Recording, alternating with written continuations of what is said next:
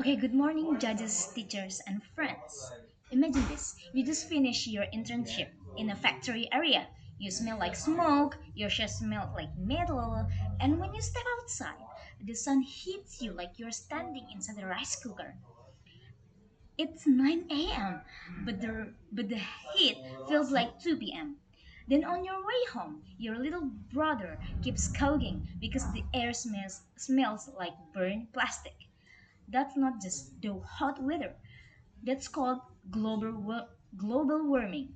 That's by pollution companies that only care about profit. Okay, and honestly, we've talked nicely for too long. Petition, hashtag, poster, they smile, take photos, and keep polishing. So maybe it's time we stop whispering and start shouting. That's why we, the promotion team, believe that environmental movement should launch violent campaigns in other world strong and destructive action against major pollution companies. Okay, I'll give you my the reason one. It's soft action, don't move the giants. Let's be honest. In Indonesia, pollution is already everywhere. Our country it's one of the biggest air pollution in Southeast Asia, even after China and India. But the sad part is most of the pollution comes from big companies, factories, plantation, and many industry that don't really care about the air we breathe. They keep saying we care about the environment, but when you step outside, the air feels like soup. And you know the worst part? Soft action like petition or polite talks don't move them at all. They keep producing, burning, and dumping waste because it's cheaper than fixing their system. Let's be real. Have you ever felt your skin suddenly getting dry or breaking out after walking near a main road? That feeling when the air so hot and dusty that your face feels sticky and after washing, that's pollution, not just the weather. And it's not just in Jakarta. Cities like Bekasi, Surabaya, Medan, and even Bandung now have air quality so bad that not it's safe not breathe without mask, but factory still keep running and trees keep disappearing because company cut them down to build warehouses.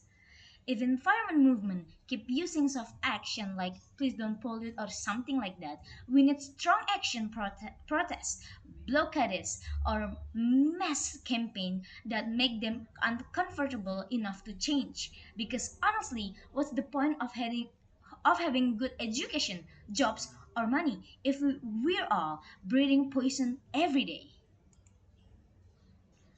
Okay, let's jump to my next reason. Next reason is global warming. It's already ruining business our life. We all can feel it, right? The weather in Indonesia it's not the same anymore. It's way hotter, the air feels heavier, and sometimes when you walk outside at noon, it feels like standing in front of a giant hair dryer. That's not just normal hot weather. That's called global warming, guys. And pollution from big company it's one of the biggest reason why it's getting worse. Factory keep Factories keep releasing carbon dioxide and other gases into the air every day, from burning fuel, making cement, producing plastic, and all of that suddenly. And guess what? Indonesia is now on top of the most 10 country contributing the most pollution in the world. That's not something to be proud of. It's mean our air it fills with stuff that's literally cooking us alive. You can see it in every daily life. Students in Jakarta can't even do morning flex ceremony comfortably anymore. The heat is crazy.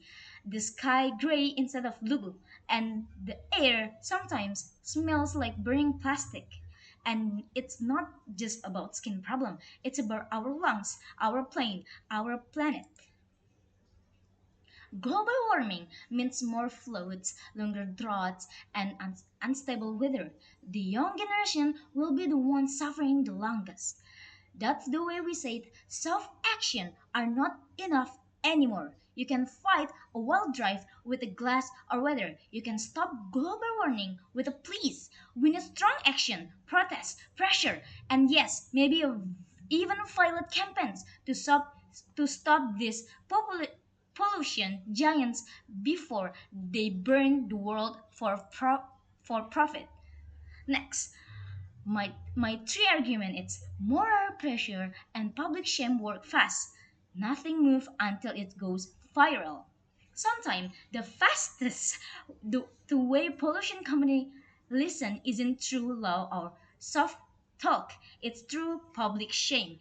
And in Indonesia, nothing gets real action until it goes viral.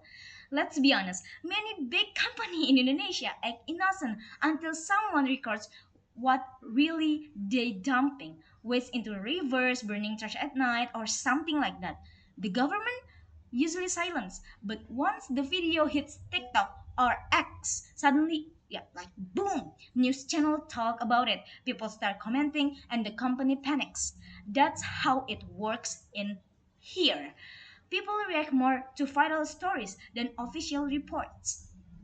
We have seen it so many times. Remember when that factory in Java got exposed for throwing black waste into a river? It had been happening for years, but nobody cares until someone upload us a 15-second videos. Can you imagine, guys? 15-second video within 1 day that the company name was trending. Customer boycotted their products, and even local official came to inspect the site. So it's really, really crazy. That's the power of public shame. It hits faster than any government order. Once a company becomes a viral villain, everything starts to crumble. Their reputation, their sales, even their partnership. People don't want to buy from a brand then poison water or burns forests. So when we say moral pressure, it's not just about yelling on social media. It's about showing the truth so clearly that they can't hide anymore. Okay, so we're not calling for burning factories, breaking windows, or hurting anyone. Those are those are wrong.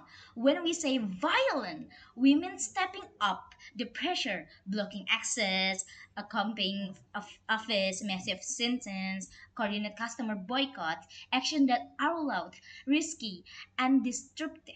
But non-violent, these are the action that gets the world attention without making criminals who harm people.